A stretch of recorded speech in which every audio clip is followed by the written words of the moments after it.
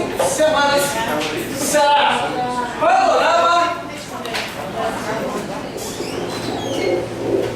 panorama dos evangelhos. Ok? Mas vamos ler aqui a primeira palavra. Vamos lá. Panorama bíblico dos evangelhos. Essa é a nossa disciplina pelas próximas 4 semanas. Vamos lá? Objetivo geral da matéria. Vamos lá. Dar uma visão panorâmica dos 4 evangelhos. A autoria, a motivação, a data, o propósito do livro, os pontos principais, palavras-chave e peculiaridades. Tem também como objetivo introduzir o aluno na Palestina do primeiro século, sua cultura, os costumes, a língua, os anseios do povo, seus temores e crenças, e vislumbrar o porquê os líderes judaicos forçaram a Pilatos a matar a Jesus de Nazaré.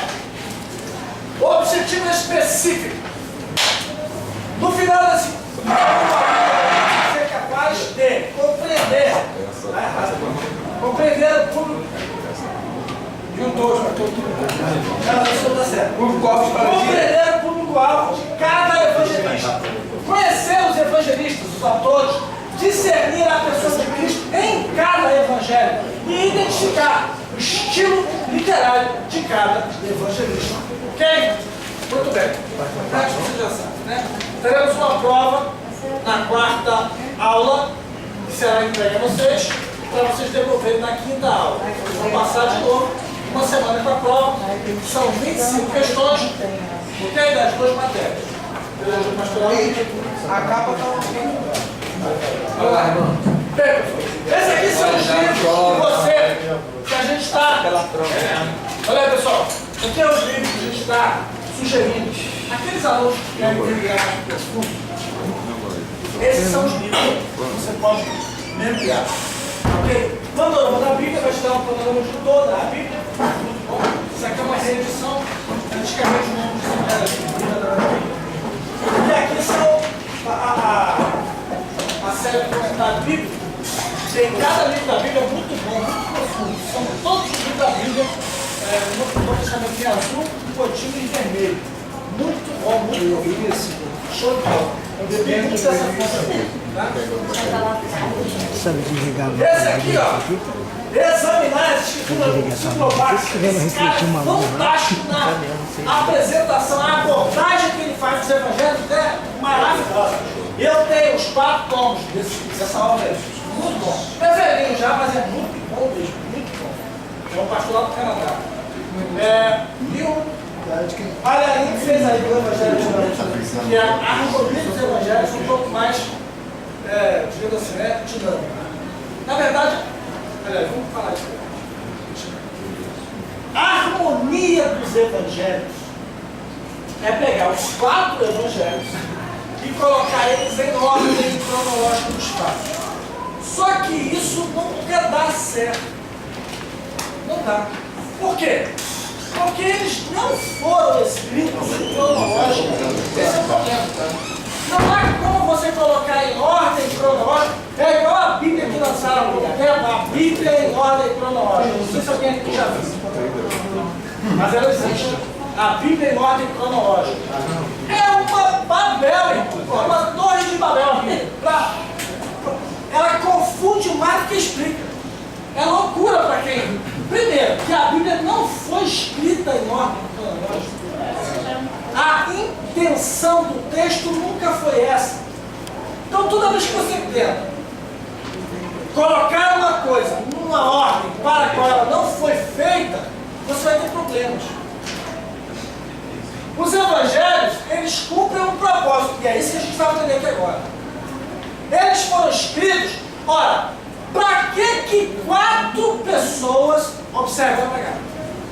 Por que Deus, dono de toda a sabedoria, usou 4 pessoas para escrever a vida de um homem só? Jesus de Nazaré. Por que ele não usou uma pessoa só? Não é uma pessoa só? Jesus não é um homem só? Por que não tem uma história só de Jesus?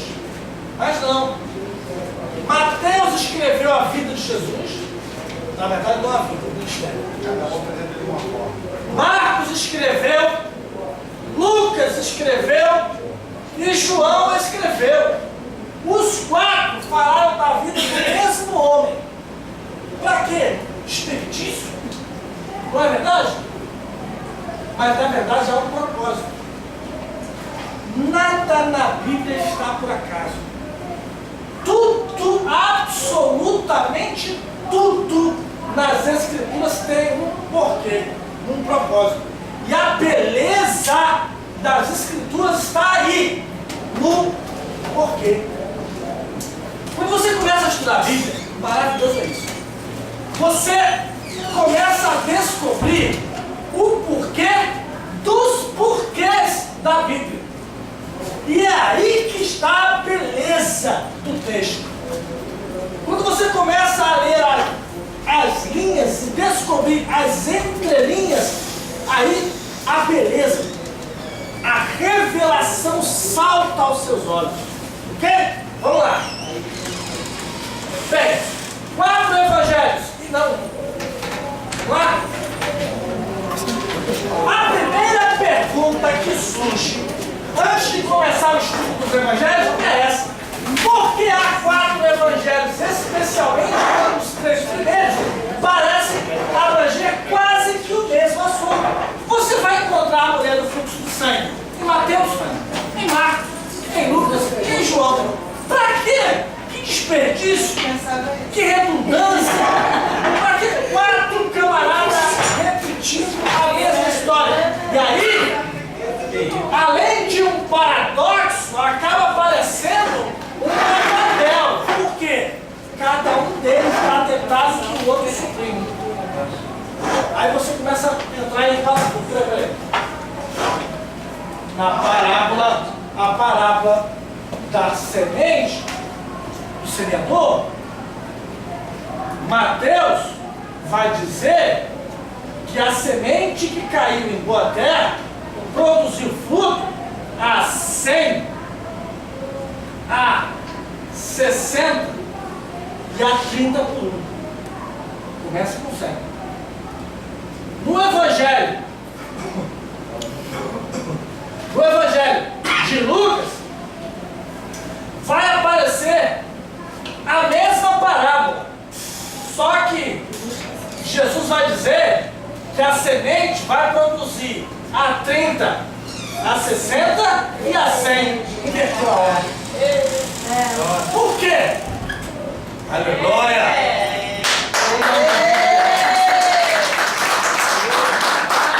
Vou chegar a professora da segunda matéria. Eu tinha falado pra gente que ia ter uma surpresa hoje. Eu acho que nem vou querer mais ter algo. Já é. Vamos lá. Bem, pessoal, a gente vai encontrar os 4 evangelistas descrevendo fatos aonde cada um vai colocar detalhes que o outro suprimiu. E em alguns casos, os detalhes que um vai dar vai conflitar com o que o outro já disse. E é por isso que a gente vai debruçar sobre esses 4 evangelistas para saber, afinal, por que isso acontece? A Bíblia está errada? É por isso que nós temos que entender o propósito do livro. Porque muitas vezes, lendo uma sentença, um capítulo, um versículo, uma frase isolada, comparando com outro texto em outro lugar falando da mesma coisa, pode parecer que elas são contradizentes, pode parecer que elas são conflitantes, mas porque você está olhando através do prisma da comparação literária, não é por aí. A Bíblia, ela não foi produzida como obra literária, não, ela é revelação e não obra de ficção literária. O propósito do livro é o que conta. Deus não está nem aí para a cronologia, para a fraseologia ou para a construção literária. que Deus quer expressar, registrar, fazer saber é a revelação. É tudo que conta para ele, ok? Muito bem. Vamos lá. Cada um dos evangelistas escreveu para uma classe. Esse é o cerne da questão. Essa é a chave, diga, a chave. Para entender os 4 evangelhos, está nessa sentença. Cada um dos evangelistas escreveu para uma classe específica, para um povo específico, adaptando-se ao seu caráter, às suas necessidades e ideais. Ou seja, cada evangelista apresentou Jesus de Nazaré para um povo distinto. E o propósito dele, ao fazer isso, era mostrar para aquele povo, para aquela classe de pessoas, que esse Jesus de Nazaré era a resposta aos anseios, aos desejos, ao ideal daquele. Entenderam isso?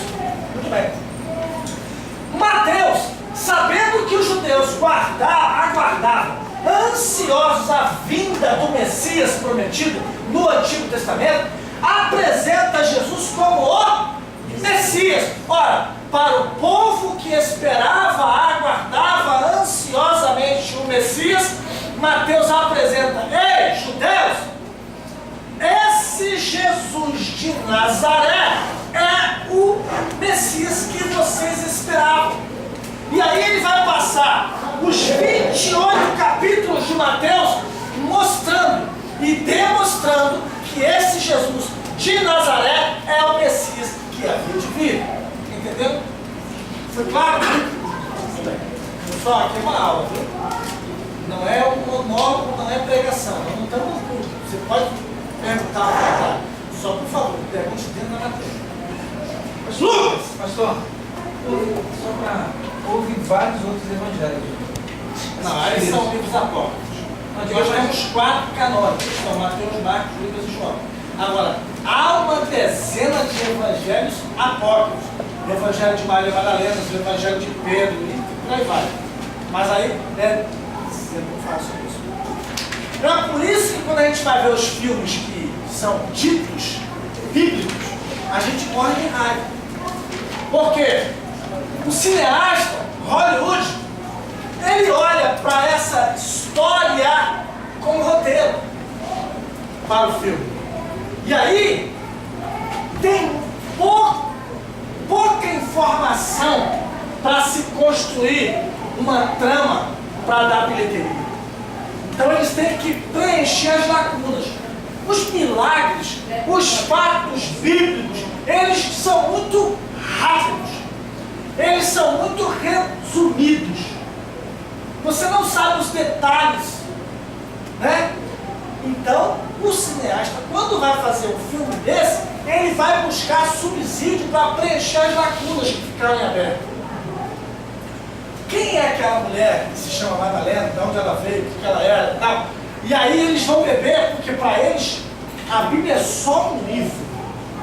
E como é um livro, toda literatura paralela é válida. E aí eles vão ver aonde? Os apóstolos. E aí, por exemplo, o não é que a gente viu agora no cinema, que não é mesmo, né? Não é.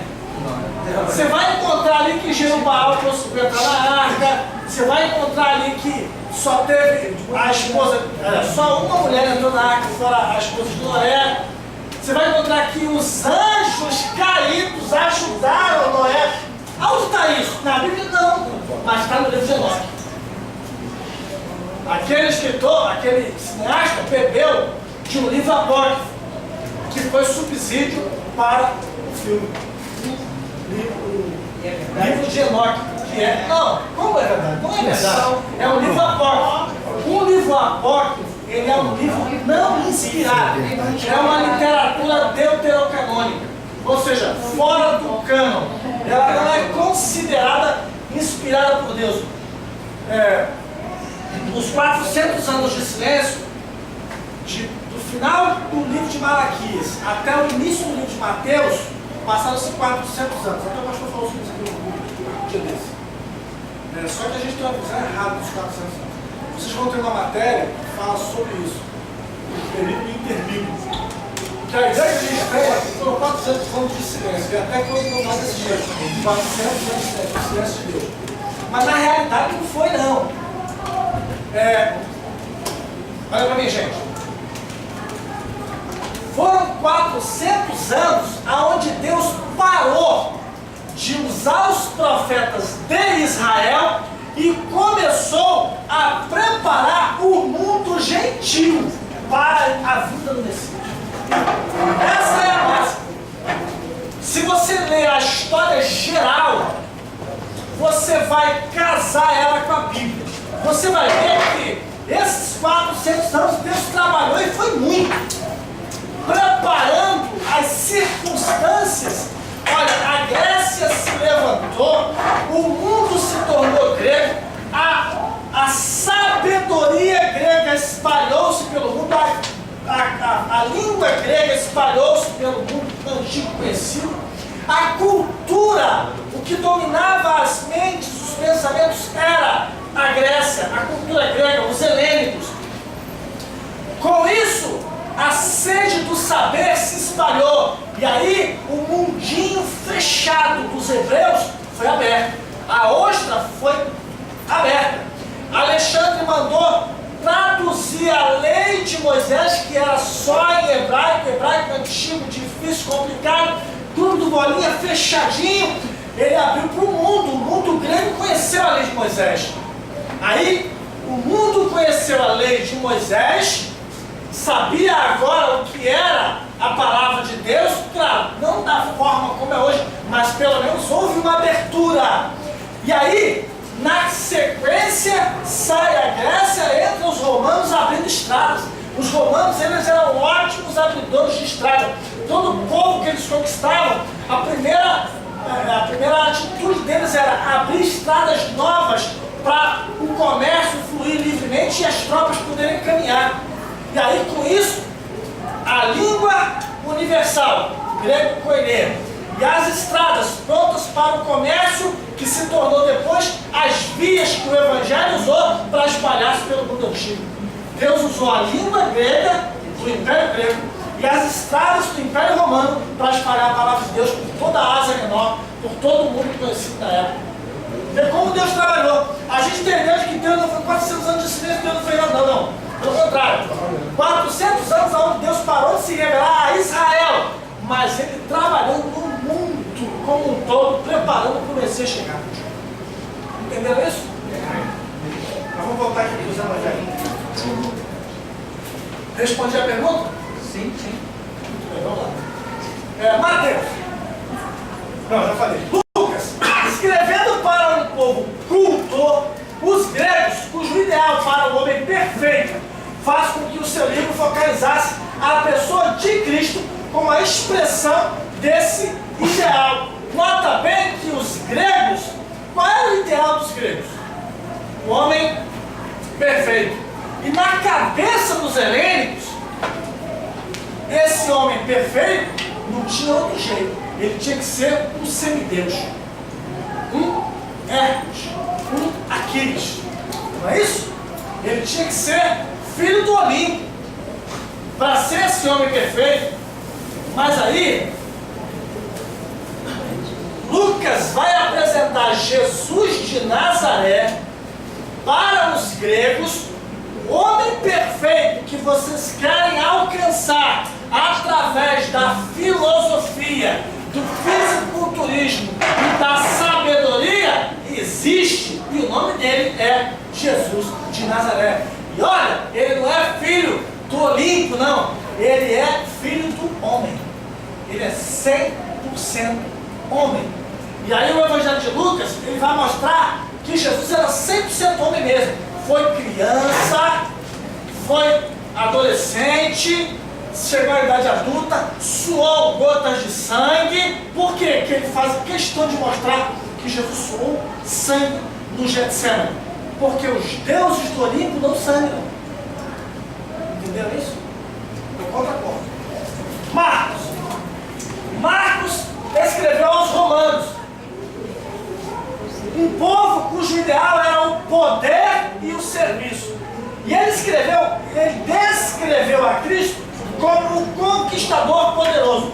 Observe, para um povo cujo ideal era a sabedoria, o fisiculturismo, a perfeição, os gregos, Lucas escreve e apresenta Jesus de Nazaré como um homem perfeito, mas homem.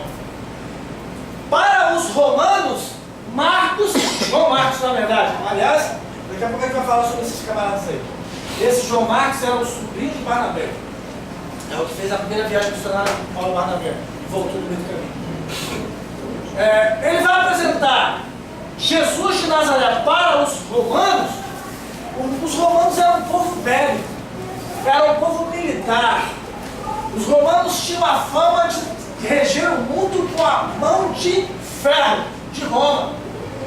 E os generais romanos, a máxima deles era a seguinte: quanto mais cruel, mais poderoso. Quando um soldado romano se formava, quando um centurião se formava, comandante de 100, ele, para subir dentro do império, ele tinha que mostrar crueldade com os da própria carne. Quem já viu Ben-Hur? O filme? Qual o pessoal mais antigo? Quem é mais novo aí?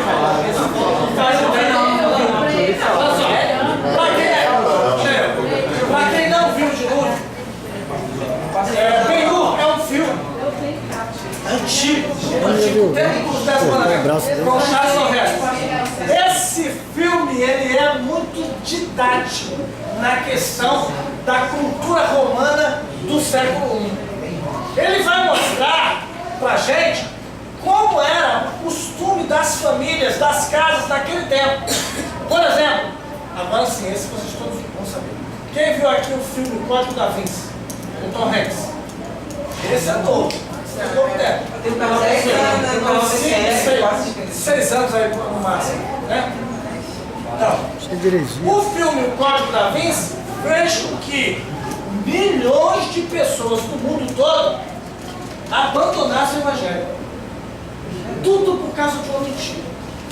Porque no filme eles ensinam, eles passam que o santo grau, na realidade, era o corpo de Maria Madalena, que foi para eles esposa de Jesus. E aí eles fazem aquela montagem do quadro de Da Vinci da Santa Ceia, onde tem aquele apóstolo afeminado, né? E eles fazem aí um jogo de quadros ali, e aí colocam um do lado do outro. Na verdade, é uma mulher que está debruçada em Jesus. E aí eles colocam aquilo ali como sendo uma pista dos Illuminati. Veja o que você vai entender. Mas aonde eu quero chegar é o seguinte: é pena que as pessoas se desviaram por causa de uma mentira. Por quê? Porque o princípio do filme é uma mentira grotesca. Você derrubando o princípio básico do filme, você destrói todo o resto da trama. O quadro de Da Vinci. Aquele quadro de Da Vinci, tem gente que tem aqui. Entendeu? Aquele quadro da Santa Ceia é uma mentira. Primeiro, já repararam que só tem gente de um lado da mesa? Aquilo é uma conferência? Eu não sei. Só tem gente de um lado, estão posando para fora. 2, no quadro, a mesa é a mesa que nós temos em casa.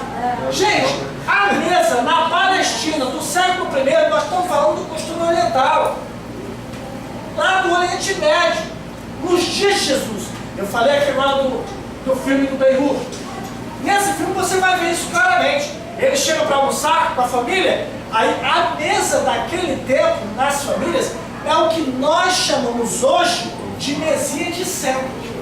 Aquela mesa baixinha. Por quê? Porque não tinha cadeira, gente. O povo árabe, de uma maneira geral, o povo daquela região do mundo, não usava cadeiras até um bom tempo. Por isso as casas ou as tendas eram todas carpetadas, ou seja, cheias de tapete. Tapete persa até hoje é o mais famoso do mundo, não é? Por quê? Naquela região do mundo, as casas eram todas cheias. Imagina uma região desértica. É deserto. É areia e pedra. Então as casas eram todas cheias de tapete. A mesa, que era baixinha, você deitava no chão praticamente. Você deitava quase no chão, colocava o braço esquerdo no chão, como apoio, e comia com a outra mão. Não usava talher não, gente. Era mão. Ok? Era isso. A comida, você pegava os pedaços e molhava.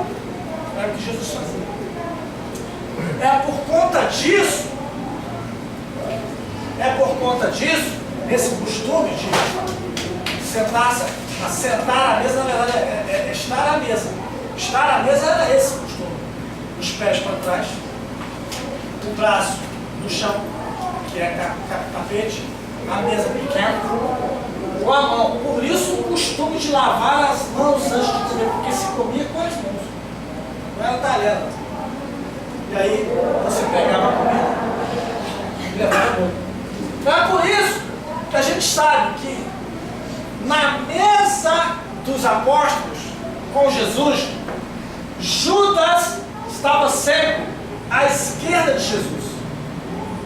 E João, o apóstolo do amor, estava sempre à direita de Jesus. Era o lugar dos dois. Por que a gente sabe disso? Porque, como eles comiam desse jeito, imagine a mesa. O prato de Jesus, aliás, naquele tempo não tinha um prato para cada um. Então era colocado lá e os potinhos para molhar em volta. O pessoal quebrava com a mão, molhava. Então os potes que ficavam com Jesus aqui, tanto João molhava quanto Judas. E aí, olha só, Jesus fala assim, o traidor é aquele que molha o pão no prato comigo. Judas está aqui. E João? João é aquele. Fica aqui. Como João está sempre ao lado de Jesus, João era o garoto do colégio apostólico, mais novo, novinho da turma, ele era um adolescente. João devia ter seus 17, 18 anos, era o mais novo. E ele se afeiçoou a Jesus como pai, ele viu Jesus a figura paterna. E Jesus o amou, a Bíblia diz isso, claramente. Então esse João, ele, quando estava ali, ele debruçava a cabeça do peito de Jesus, é isso que ele fala. João, aquele que debruçava a cabeça no peito de Jesus. Entenderam isso? Claro? Então essa mesa quebra tudo naquele filme. Aquela mesa da Santa Ceia. Eles colocam uma mulher? Sim, eles colocam. Aliás, vamos falar sobre essa mulher. Essa mulher, Maria Madalena, é aquela mulher prostituta que veio, que ia ser apedrejada, correto? Não. Todos os filmes eles fazem essa junção. Não. Aquela mulher prostituta, ela não tem nome na Bíblia. Ela é anônima. Não está dito em lugar nenhum que aquela mulher, o nome dela, não tem em lugar nenhum.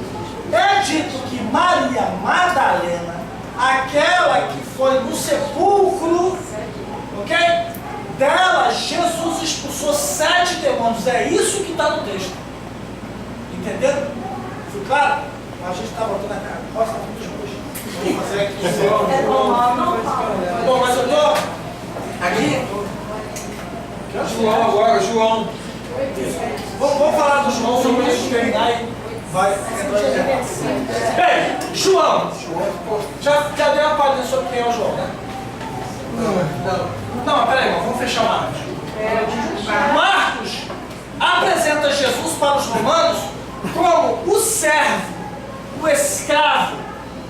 Mas mesmo sendo escravo, ele é poderoso. E esse servo, esse escravo, o poder dele é exercido não com crueldade, mas ao contrário, pelo amor. Ele consegue fazer com que as pessoas o obedeçam, não pela crueldade, mas pelo amor que ele comunica. Esse servo, ele é escravo, ele não é gladiador, ele não pega da espada, ele não tem um cavalo alado, nada disso. Mas ele, até a tempestade, até o vento e o mar lhe obedecem. Esse escravo chega numa cidade chamada Gadara e os demônios se ajoelham para falar com ele. Então esse servo é poderoso. Entenderam isso? Vamos lá. E aí, no final do livro de Marcos, você vai ver um centurião romano reconhecendo esse servo, esse escravo. Vamos para João. João tinha em mente as necessidades dos cristãos de todas as nações. E assim apresenta as verdades mais profundas do Evangelho, entre as quais mencionamos os ensinos acerca da divindade de Cristo e do Espírito Santo. Outros aspectos que chamam a nossa atenção é o fato de que Mateus, Marcos e Lucas cobrem quase o mesmo terreno e João trata em sua maior parte de matérias não mencionadas por eles. João não repete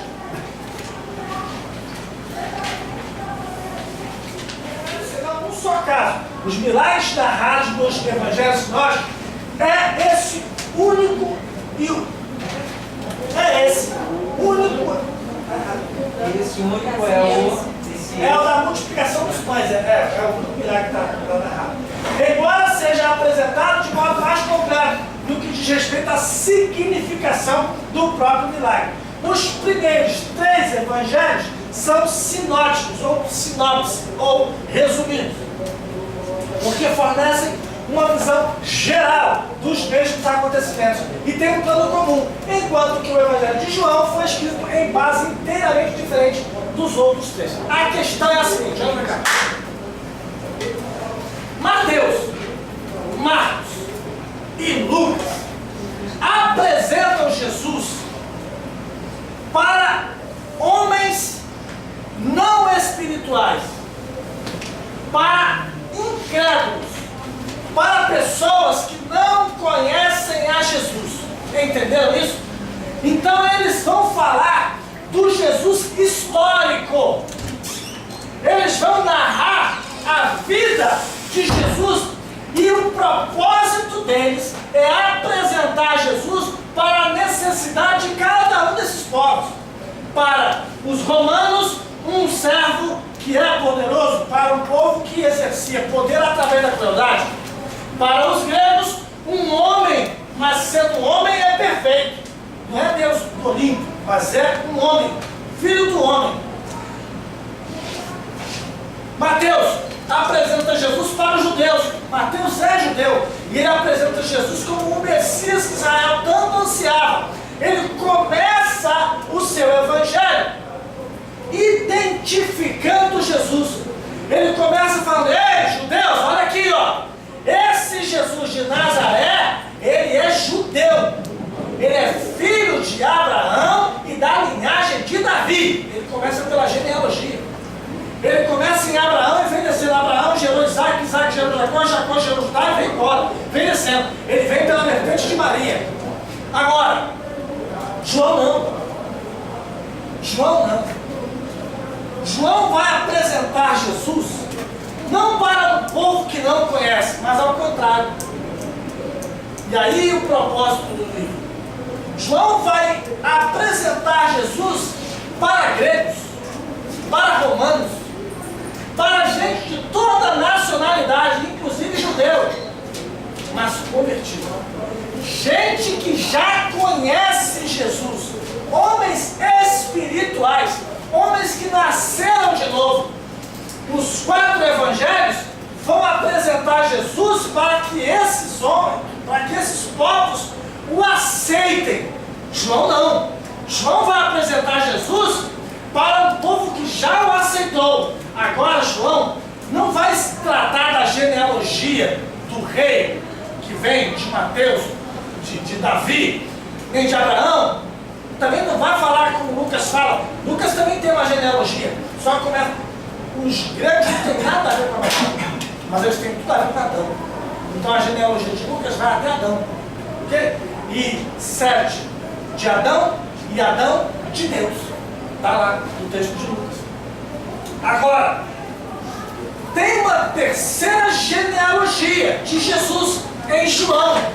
João vai buscar a origem de Jesus não na terra, mas no céu, em arque em hologos, cardiologos em prostonteon, carteos em hologos. No princípio era o verbo, e o verbo estava com Deus, e o verbo era Deus. Ele vai trazer a origem eterna do verbo. Entenderam isso? Esse João, ele vai mostrar uma face de Jesus que os outros três não falam. Em Mateus, Marcos e Lucas, você vai ver Jesus falando em parábolas, principalmente em Mateus. São as parábolas do reino dos céus. Ok? Parece que Jesus é da igreja do João Henrique Palharim. É no telhado.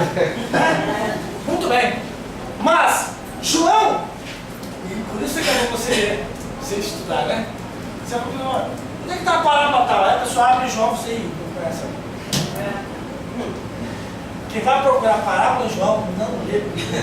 Porque João não tem nenhuma parábola. Mas por que não tem nenhuma parábola? Porque é um evangelho para homens espirituais. Jesus falou em parábola para homens naturais. São os segredos do reino. Para homens que não entendem o espiritual. E aí ele tem que traduzir no natural. Ok? As parábolas estão nos evangelhos. As conversas, os discursos, as grandes pregações de Jesus estão em Lucas. Né? Pastor, a parábola não é o inverso? A parábola é para o povo não entender, o discípulo entender? Não.